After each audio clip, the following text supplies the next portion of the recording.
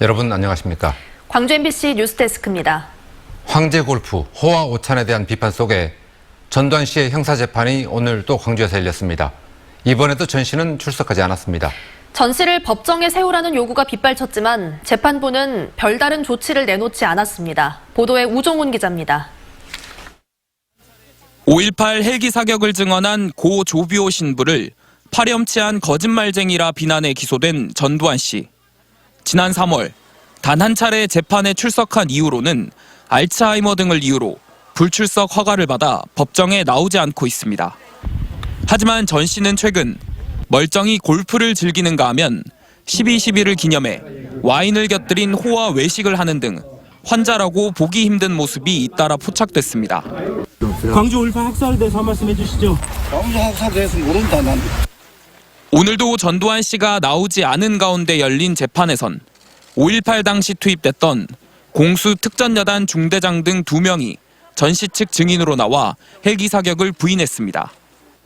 재판 도중 검찰은 최근 전 씨의 언행을 볼 때 불출석 허가는 재고해야 한다고 요구했고 전 씨 측 변호인은 불출석을 전제로 광주에서 재판받자고 제안한 건 검찰이었다고 주장했습니다. 경미한 사건에 해당하기 때문에 형사소송법상으로 피고인의 출석 없이 재판을 할 수 있다. 출석 없이 재판할 것은 검찰에서 먼저 제안을 한 것입니다. 그러자 법정에서는 5.18 유족 등 관계자들이 전두환을 법정에 불러 치매인지를 확인하자며 소리를 지르다 법정에서 끌려 나오기도 했습니다. 법원에는 전 씨에 대한 불출석 허가를 취소하라는 요구가 빗발치고 있습니다. 재판부는 정말로 전두환 피고인을 빨리 법정에 세우고 제대로 결심을 해주기를 진심으로 촉구합니다. 재판부는 그러나 오늘도 전두환 씨의 불출석과 관련한 어떠한 입장도 밝히지 않고 재판을 끝냈습니다. 다음 공판은 내년 2월 10일 열립니다. MBC 뉴스 우종훈입니다. 5.18 진상조사의 출범을 앞두고 5월 단체와 대한신당이 국회에서 개최한 긴급토론회에서 허현식 5.18 부상자의 연구실장은 핵심 쟁점들에 대해 움직일 수 없는 결정적 증거를 확인해야 한다고 밝혔습니다. 허 실장은 이번 진상조사가 마지막 기회일 수 있다며 이같이 밝히고 과거 4차례의 조사를 철저히 분석해 반면 교사로 삼으면서 전국의 시민사회와 적극 연대해야 한다고 조언했습니다. 광주 시내버스 준공영제가 시행된 지 올해로 13년째입니다. 그동안 5천억 원의 예산이 여기에 쓰였습니다. 하지만 서비스에 대한 불만은 여전합니다. 광주시가 이런 문제를 개선하겠다며 대책을 내놨는데 이 역시 미흡하다는 평가가 나옵니다. 보도에 송정근 기자입니다. 150만 광주 시민들은 시내버스를 타면서 어떤 점이 불편했을까? 정류장에서 기다리고 있는데 이렇게 앞에 나와 있었는데 차가 그냥 지나가는 거예요. 그러니까 손을 뻗었는데도. 그래서 이제 굉장히 좀 불편해서 시청에 좀 신고한 경우도 있었어요. 하굣길에는 많이 차 있으면 이제 다음 버스 타라고 이렇게 많이 하시죠, 기사님들이. 이런 시민 반응은 광주시 재정이 투입되는 준공영제가 시행된 2007년 이후에도 끊임없이 제기돼 왔습니다. 재정 지원은 해마다 늘어나는데도 운송업체의 소극적인 자구 노력도 문제였습니다. 광주시는 현재 시행하고 있는 버스 준공영제의 문제를 해결하기 위해 3개 분야 14개 과제를 제시했습니다. 출퇴근 시간대에는 현재 버스보다 큰 전용 버스를 투입하고 지하철 2호선과 연계한 버스 노선을 만들기로 했습니다. 또 준공영제 운영에 시민 참여를 확대하고 표준 운송원까지도 개선 등을 통해 공공성과 투명성을 확보한다는 방침입니다. 버스 업체의 경영 개선을 통해 준공영제의 효율성도 높이기로 했습니다. 재정 비용을 줄이려는 노력을 지속적으로 하는데 또 한편으로는 그 준공영제 취지에 맞게 시민들이 좀 편하게 대중교통 이용할 수 있는 2가지 부분을 저희가 충족을 시켜줘야 될 것 같습니다. 그렇지만 종전에 내놓은 대책과 달라진 게 별로 없고 대시민 서비스 개선 방안도 미흡하다는 평가입니다. 황금 노선이 겹치는 농어촌 버스를 규제할 대책도 없다는 겁니다. 혁신 TF라고 하지만 지금 하고 있는 부분에 대한 조그마한 개선 거기에 덧붙이는 정도들의 매뉴얼들이 좀 많이 있어서 지난 12년 동안 4,800억 원이 넘는 예산이 투입된 광주 시내버스. 광주시가 고심 끝에 대책을 내놨지만 시민 눈높이와는 여전히 동떨어져 보입니다.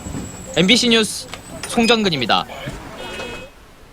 총선이 넉 달 앞으로 다가왔지만 선거법도 선거구도 아직 정해지지 않았습니다. 이 와중에도 시간은 흘러서 내일부터는 예비 후보 등록이 시작됩니다. 이계상 기자가 보도합니다. 내년 4.15 총선을 앞두고 입지자들의 경쟁은 일찌감치 시작됐습니다. 얼굴과 이름을 알리고 세를 과시하기 위해 출판 기념회를 차례로 연대 이어 지역 주민과 언론인들을 대상으로 출마의 변을 밝히는 공식 선언을 하고 있습니다.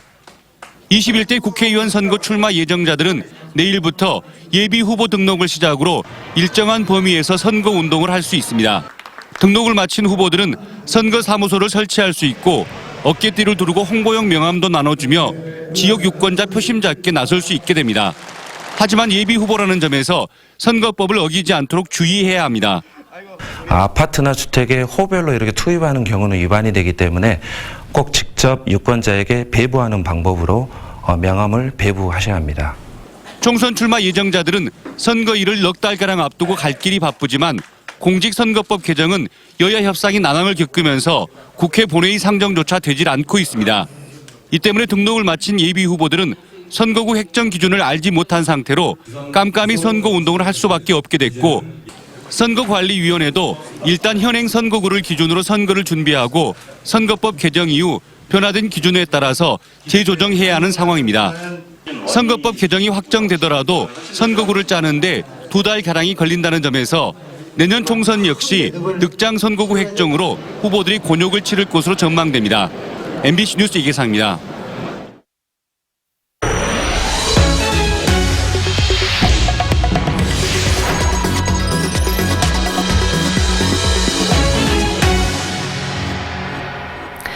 도심에서 정차 중인 버스를 뒤따르던 대형 트럭이 들이받아 버스 승객들이 다쳤습니다. 버스 승강장 코앞에서 난 사고여서 하마터면 큰일 날 뻔했습니다. 보도에 김한수 기자입니다. 트럭 앞 유리가 산산조각 났고 차체는 심하게 찌그러졌습니다. 트럭에 부딪힌 버스는 도로를 이탈해 인도 너머 화단까지 돌진했습니다. 목포시 오감동의 한 도로에서 사고가 난 것은 오늘 오후 4시쯤 63살 박모 씨가 몰던 25톤 트럭이 승객 15명을 태운 분내 버스를 충돌했습니다. 사고가 난 현장입니다. 충격으로 차량 파편들이 여기저기 흩어져 있고 철제 기둥은 완전히 뽑혀 있습니다. 정류장에 버스가 서는데 덤프가 브레이크를 잡지 못하고 덤프가 버스 뒷면을 그대로 정면으로 박아가지고 이 사고로 버스에 타고 있던 24살 김모 씨 등 승객 9명이 머리 등을 다쳐 병원으로 옮겨졌습니다. 사고가 난 곳은 버스 승강장 앞. 사고 당시 다른 버스를 기다리던 사람들도 있어 하마터면 더 큰 인명피해가 날 뻔했습니다. 경찰은 트럭 운전자 박 씨가 버스가 정차하는 것을 발견하지 못해 사고가 난 것으로 보고 정확한 경위를 조사하고 있습니다. MBC 뉴스 김한수입니다. 오늘 오전 6시 40분쯤 여수시 수정동 여수신항 통선부두 주차장에서 주차를 하던 차량이 추락했습니다. 이 사고로 운전자 60살 A씨가 구조돼 병원으로 옮겨졌지만 숨졌습니다. 해경은 차량 블랙박스 등을 확보해 정확한 사고 원인과 경위를 조사하고 있습니다. 오늘 새벽 3시 45분쯤 광주시 광산구 소촌동의 한 아파트 10층에서 불이 나 집 절반을 태우고 15분 만에 진화됐습니다. 이 불로 집안에 있던 57살 박모 씨 등 부부 2명이 연기를 마셔 병원에 옮겨졌고 주민 15명이 긴급 대피했습니다. 소방당국은 작은 방에서 불이 시작된 것으로 보고 정확한 화재 원인을 조사하고 있습니다. 남학 신도시 인근에 있는 대죽도라는 섬에 도시숲이 조성되고 있습니다. 그런데 산책로를 만들면서 섬 이름의 유래가 된 대나무 숲을 마구 베어버려 빈축을 사고 있습니다. 문현철 기자가 취재했습니다. 전남 도립도서관 건너 대죽도입니다. 산허리 곳곳이 잘려나갔습니다. 산책로를 만든다면서 남학 신도시의 명물이었던 대나무 숲을 마구 베어낸 겁니다. 이렇게 새로 만든 산책로 길이만 600m, 도로 폭이 2m의 절개지까지 하늘에서 바라본 대죽도 모습은 온통 산책로뿐인 누더기산으로 변했습니다. 절개질은 흉물스럽게 방치돼 붕괴 등 사고 우려까지 제기되고 있습니다. 근데 원래는 이제 이런 데 깎으면은 여기를 잘 해야지, 안 그러면 토사가 생겨갖고 흙이 넘쳐가지고 밑으로 내려올 수가 있거든요. 그러니까 요 경사면을 잘 그 손질을 해야 될 거예요. 게다가 대나무를 베어낸 자리에는 동백나무와 이팝나무 등 대죽도와 전혀 어울리지 않는 엉뚱한 수종을 심었습니다.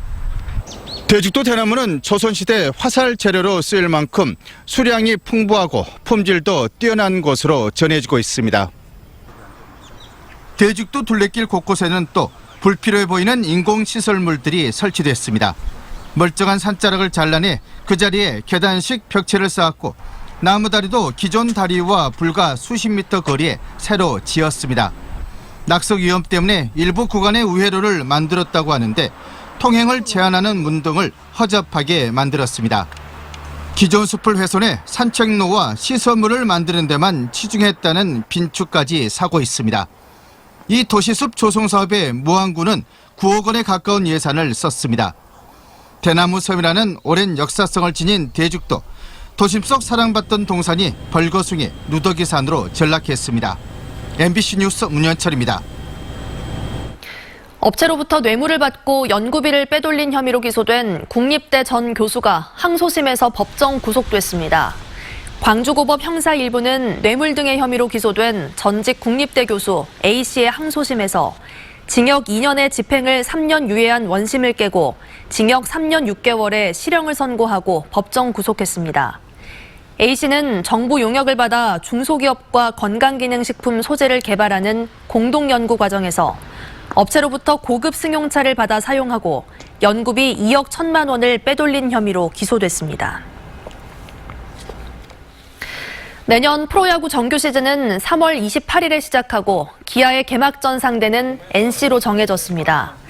KBO가 발표한 내년 경기 일정을 보면 기아는 개막 2연전을 홈에서 치르고 5월 5일 어린이날 경기도 경년제 편성 원칙에 따라 키움을 상대로 홈 경기를 치를 예정입니다.